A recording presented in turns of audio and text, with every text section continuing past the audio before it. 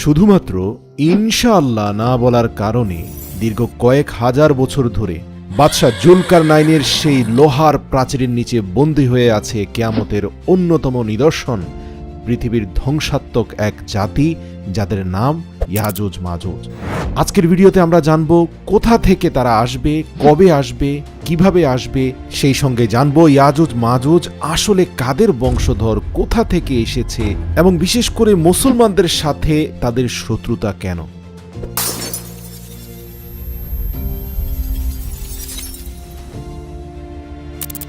আর কিয়ামতের অন্যতম নিদর্শন ইয়াজুজ মাজুজ, তারা যখন প্রাচীর ভেঙে পৃথিবীতে আসতে পারবে, তারা পৃথিবীর সকল নদীর মিঠা পানি 2 দিনে খেয়ে শেষ করে ফেলবে। প্রশ্ন হচ্ছে, সে প্রাচীরটা বর্তমানে কোন দেশে অবস্থিত? জেনে অবাক হবেন, খুব সাম্প্রতিক কিছু সায়েন্টিস্ট সে প্রাচীরের সন্ধান পেয়েছেন। প্রিয় দর্শক, বাদশাহ জুলকারনাইন যিনি ছিলেন পুরো বিশ্বের বাদশাহ, সম্মানের চোখে পৃথিবীর প্রত্যেকটা ধর্মের মানুষ এ বাদশাকে আজও স্মরণ করে। এই যেমন ধরুন, খ্রিস্টানরা তাকে সাইরাস দ্য গ্রেট মনে করে, মুসলিমরা বাদশাহ জুলকারনাইন মনে করে, এছাড়াও বিভিন্ন ধর্মের মানুষজন বিভিন্ন নামে তাকে জানে, কিন্তু সবাই তাকে সম্মান করে কারণ তিনি পুরো পৃথিবীর বাদশাহ ছিলেন। পবিত্র কোরআন থেকে জানা যায়, একবার তিনি লম্বা একটি সফরে গেলেন এবং তিনি এমন একটি স্থানে গেলেন যেখানে একটি পাহাড়ি ঝর্ণা পড়ছে, তার অপরদিকে সমুদ্র, এবং তিনি দেখতে পেলেন লাল টুকটুকে সূর্য সমুদ্রের পানির নিচে ডুবে যাচ্ছে, মানে সূর্য অস্ত যাচ্ছে। এরপর তিনি এমন একটি জাতিকে দেখলেন যাদের ভাষা তিনি বুঝতে পারেননি, মানে এরা সভ্যতা থেকে অনেক দূরে রয়েছে আর তারা অনেক নির্যাতিত জাতি ছিল। পবিত্র কোরআনে আল্লাহ তাআলা বলেন, এরপর আমি জুলকারনাইনকে বললাম, হয়তো তুমি তাদেরকে শাস্তি দাও আর নয়তো তাদের জন্য ভালো কিছু করো। এ কথার মানে হচ্ছে, এই জাতি হযরত জুলকারনাইনের কাছে আশ্রয় চাচ্ছিল। এখন জুলকারনাইন যদি তাদেরকে আশ্রয় না দিয়ে চলে যায়, তাহলে কিন্তু তাদেরকে শাস্তি দেওয়ার মতো ব্যাপার। আর যদি জুলকারনাইন তার যেই সহজাত প্রবৃত্তি, যেমন আচরণ তিনি অন্য মানুষদের সাথে করেন, অর্থাৎ তিনি অত্যন্ত ন্যায়পরায়ণ, কোমল হৃদয়ের মানুষ ছিলেন, কষ্ট এবং অসহায় মানুষদের দেখে তিনি কখনো চোখ সরিয়ে নিতে পারতেন না। তো আল্লাহ পাকের মর্জি, সেই জাতির প্রতি হযরত জুলকারনাইনের অন্তরে আবারও রহম হলো। সেই জাতি এসে জুলকারনাইনের কাছে অভিযোগ করল, বাদশাহ, ইয়াজুজ মাজুজ নামক এক নৃশংস জাতি আমাদের জীবনকে অতিষ্ঠ করে তুলেছে। আপনি যদি তাদের আর আমাদের মাঝে একটা শক্ত প্রাচীর নির্মাণ করে দেন, তাহলে আমরা একটু শান্তিতে বাঁচতে পারি। বাদশাহ দেখলেন এই পুরো জাতির প্রত্যেকটা মানুষ আক্রান্ত হয়ে আছে, এদের জীবন সংকটাপন্ন হয়ে আছে। কারণ এই ইয়াজুজ মাজুজ যখনই তাদের উপর ধ্বংসযজ্ঞ চালাতো, শুধু যে তাদের হত্যা করত তা না, তাদের পুরো কাবিলার সকল সম্পদ লুট করে নিয়ে যেত, আর তাদের কাবিলার শিশু আর মহিলাদেরকে গোলাম বানিয়ে নিয়ে যেত। আর তারা বসবাস করত একটা ভয়ঙ্কর পাহাড়ের ভেতরে, যেখানে পাহাড়ি গুহা বা গিরিপথ দিয়ে যেতে হতো, আর সেই পাহাড়ে প্রবেশ করার জন্য একটাই রাস্তা ছিল। ইতিহাস থেকে জানা যায় এটা পৃথিবীর অন্যতম একটা বৃহৎ পাহাড়। এই যেমন ধরুন, বর্তমান সময়ের মাউন্ট এভারেস্টের সাথে আপনি তুলনা করতে পারেন, বা তার চেয়েও বড়। তো এই অতিষ্ঠ জাতিটি বাদশাহ জুলকারনাইনের হৃদয় গলানোর জন্য এবং ইয়াজুজ মাজুজের হাত থেকে রক্ষা পাওয়ার জন্য তাকে বলল, বাদশাহ, আমরা আমাদের জীবনের অর্জিত সকল সম্পদ একত্র করে আপনাকে দিই, আপনি আমাদেরকে একটা শক্তিশালী মজবুত প্রাচীর তৈরি করে দেন এই ইয়াজুজ মাজুজের পাহাড়ি গিরিপথের মাঝখানে, যেন তারা বের হয়ে আমাদের অত্যাচার করতে না পারে। বাদশাহ জুলকারনাইন বললেন, তোমাদের সম্পদের কোনো প্রয়োজন নেই, শুধুমাত্র তোমরা আমার সাথে শ্রম দিবে, আমি আমার সম্পদ দিয়ে তোমাদেরকে শক্তিশালী প্রাচীর করে দেব। প্রিয় দর্শক, আপনি বুঝতে পারছেন, এবং তার দানবীয় গিরিপথের পুরো রাস্তাটা লোহা এবং তামার মজবুত দেয়াল নির্মাণ করার প্রতিশ্রুতি দিয়েছেন বাদশাহ জুলকারনাইন, অথচ তিনি তার বিনিময়ে কোনো সম্পদ নিতে চান না, যাদের জন্য তিনি এই দেয়াল নির্মাণ করবেন। বোঝাই যাচ্ছে তিনি আসলে কতটা উদার মনের মানুষ ছিলেন।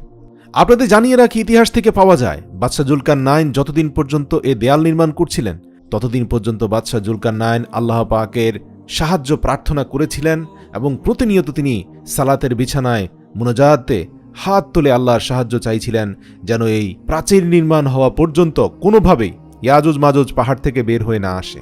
আল্লাহ পাক বাদশাহ জুলকারনাইনের দোয়া কবুল করলেন এবং দীর্ঘ কয়েক মাসের বিনিময়ে তিনি তার অর্জিত বিশাল লৌহ ভাণ্ডার এবং তামার ভাণ্ডারের সকল তামা আর লোহাকে গলিয়ে এমন শক্ত পোক্ত মজবুত পুরো এক দেয়াল নির্মাণ করলেন, সেই ইয়াজুজ মাজুজের পাহাড়ি গিরিপথ দিয়ে বের হওয়ার রাস্তার মাঝখানটাকে ব্লক করে দিয়ে, যেটা আজ পর্যন্ত রয়ে গেছে। প্রিয় দর্শক, আপনি জেনে অবাক হবেন, আজও ইয়াজুজ মাজুজের সেই বংশধররা সেই পাহাড়ের ভিতরে বসবাস করছে, যা হয়তো মাটির অনেক গভীরে পড়ে আছে। সূর্যের আলোবিহীন এরা এখনও সেখানে বেঁচে আছে, এমনও তাদের নিজেদের শক্তি সামর্থ্য জোগাড় করছে, এবং প্রতিদিন এই প্রাচীর তারা তাদের নখ দিয়ে অর্ধেকটা পর্যন্ত খুইয়ে ফেলে, আর যাওয়ার সময় বলে আমরা বাকিটা আগামী দিন শেষ করব। কিন্তু তারা ইনশাআল্লাহ বলে না বলে পরের দিন এসে যখনই সে প্রাচীর ভাঙতে যায়, দেখে যে তা আবার পুরনো অবস্থায় চলে গিয়েছে। মানে আগের দিন যে অর্ধেক তারা ক্ষয় করেছে, সে অর্ধেক আবার পুরো হয়ে যায় আল্লাহর হুকুমে। কিন্তু কিয়ামতের আগে এমন একদিন আসবে যেদিন এই ইয়াজুজ মাজুজের মুখ দিয়ে ভুলে বের হয়ে যাবে ইনশাআল্লাহ আমরা আগামীকাল বাকি অংশ খনন করব বা বাকি অংশ ভেঙে ফেলব।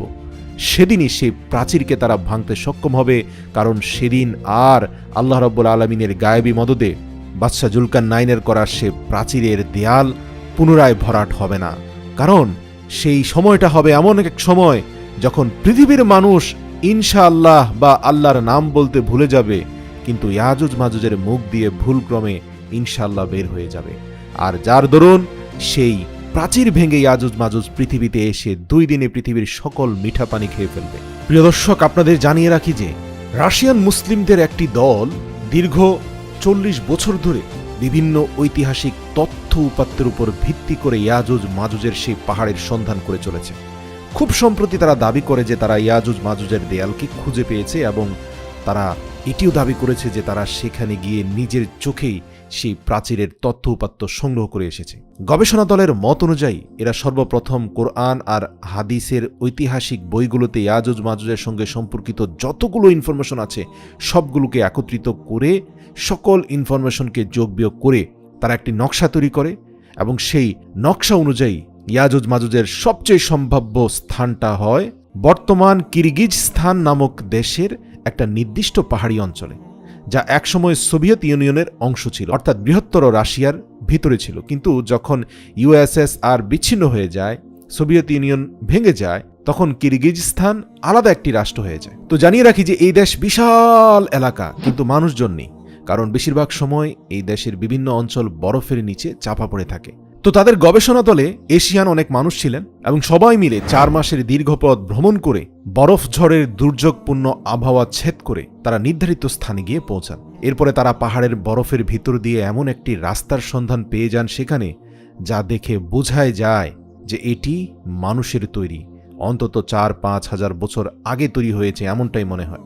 এমনকি তারা সেই পাহাড়ি গিরিপথ ধরে যেতে যেতে এমন অনেক লোহা আর তামা গলানো বস্তু দেখতে পেয়েছেন যা তাদের ধারণা সত্য হওয়ার ব্যাপারে যথেষ্ট প্রমাণ বহন করে। এবং তারা নির্দিষ্ট স্থানে গিয়ে 2টি পাহাড় দেখতে পায়, যেমনটা কোরআনে বলা হয়েছে। তবে সেই 2 পাহাড়ের মধ্যবর্তী স্থানে যে তামা এবং লোহা দিয়ে বানানো দেয়ালের কথা বলা হয়েছে, তা দীর্ঘ কয়েকশো মিটার বরফের নিচে চাপা পড়ে আছে বলে তারা ধারণা করছে।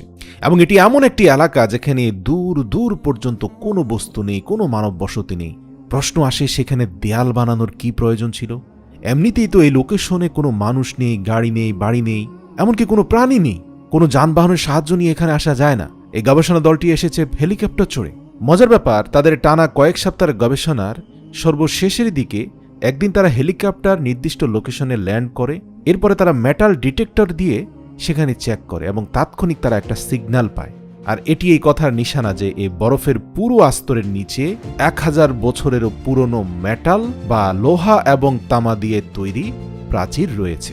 তবে এই গবেষণা এখনও চলমান, এখনও এর অনেক জবাব খোঁজার বাকি রয়েছে। এই গবেষণা টিম এখনও প্রকাশ্যে সবকিছু প্রকাশও করছে না। হয়তো অনেকে এটা নিয়ে হাসি তামাশা বানাতে পারে, কিন্তু এতে কোনো সন্দেহ নেই পবিত্র কোরআনের ভবিষ্যৎবাণী কখনোই মিথ্যা হয় না। কোনো সন্দেহ নেই কিয়ামতের আগে আল্লাহর বলা সেই সত্য ফলিত হবে। ঠিকই কোনো না কোনো দিন ইয়াজুজ মাজুজ পৃথিবীর বুকে ছড়িয়ে পড়বে।